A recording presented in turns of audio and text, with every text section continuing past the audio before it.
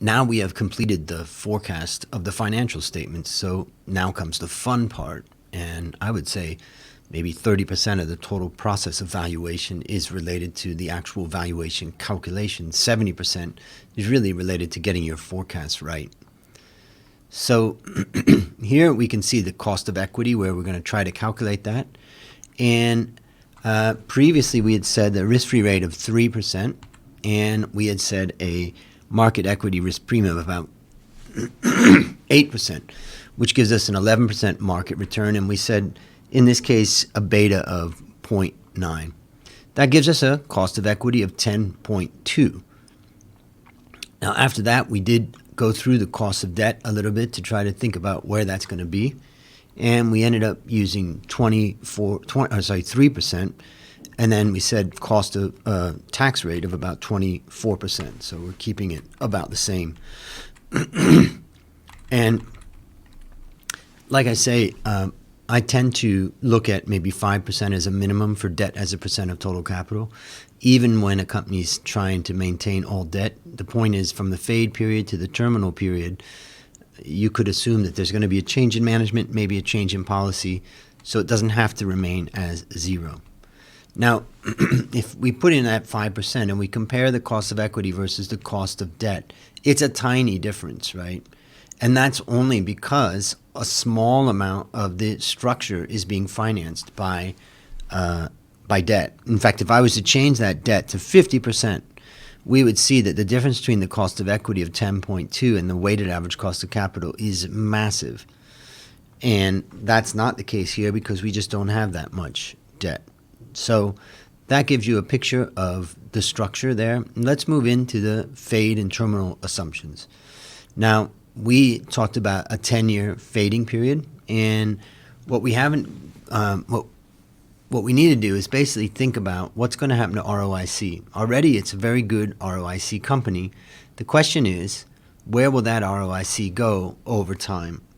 So I'm going to put this at 200, which is what we said in the PowerPoint when in the video when I was talking, because we said, well, there's strong profitability in this company that could last for a long time. And from a terminal growth rate perspective, let's go with 3%. And now finally, the dividend payout ratio, I'm going to go with 50% just because I'm going to assume that that's going to come down for the terminal period. You could change that. We could change that to 65 and do just what the company's at right now. But just remember, ultimately, it's your forecast, and it's different than what the company's been doing. So here we can now see some valuations that we've come up with.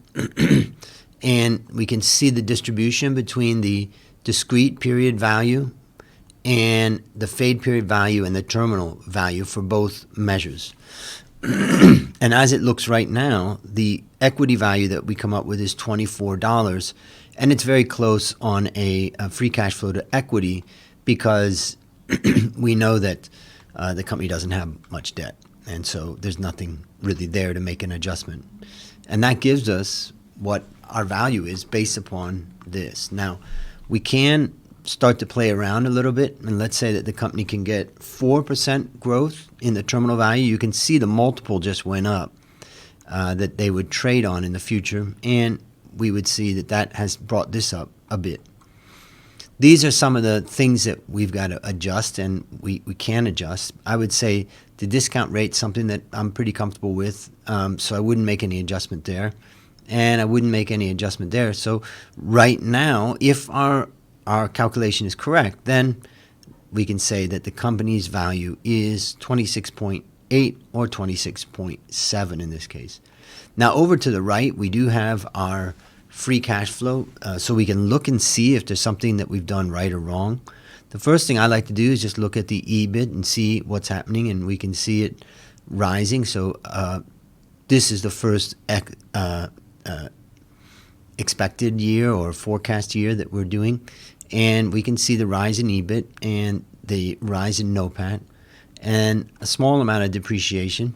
And then we can see the change in net working capital, which tends to be negative, but it's a pretty small item. And then you can see the CAPEX expenditures, and that leaves us with a free cash for the firm that looks like that. And so this is the full picture if we want to look at it from a valuation perspective. Now, again, there may be things that we would change, but for right now, that's good enough. Next thing is the multiple val sheet. And again, we automatically fill these things in, but the gray boxes tell you that you have some options there that you could change it. For instance, if we wanted to change it to a different country, again, we could do that, or other industry and that type of thing. Now, the key thing here we can see is that the PE ratio for 2003 is 24.5 versus 19 in the U.S. And it's a lot cheaper in Asia and cheaper also in the world. And we can see the EPS growth that we're forecasting right now is pretty small for Fastenal versus the sector, which seems to be recovering strong.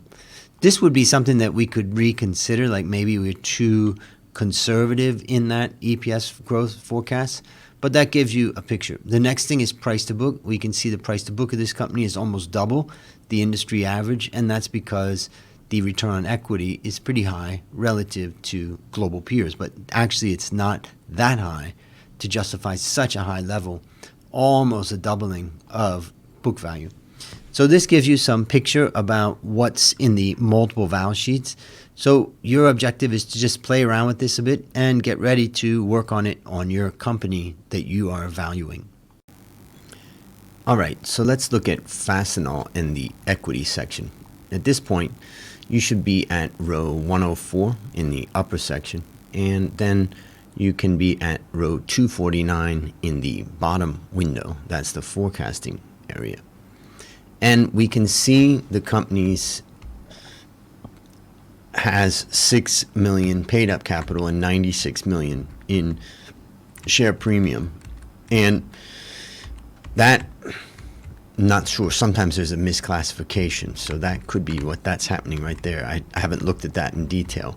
But if we go to this item right now, basically what we're going to do is keep it similar. We're not going to forecast any changes. We're going to say the last year was 96 and 6, and we're going to keep it that way. If we did want to increase the number of shares, we could say, well, there's 1 million new shares and the average price is, let's say, $50. If the average price was $250, that share premium would go up massively. Share premium is ultimately that thing that every business owner wants to see, is a higher and higher share premium. So that gives us our paid up capital forecast. And now what we're going to do is go down and look at the retained earnings.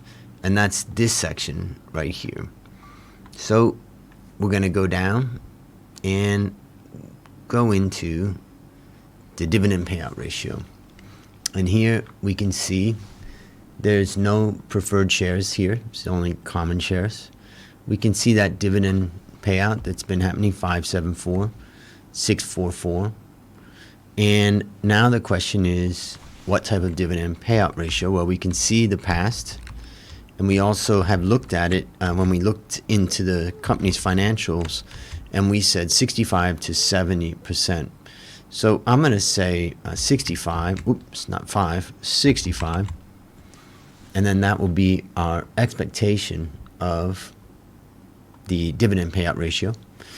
And then the next thing that we'll look at is revaluation and foreign exchange and others. And in this case, basically what I've done in this case is just to keep it flat. We could say minus 100 and bring it to 0, and that would cause it to go to 0. But I don't see a strong reason to do that. I would just leave it right where it is and just let it sit. And that wraps up the shareholder equity section of the balance sheet for Fastenal.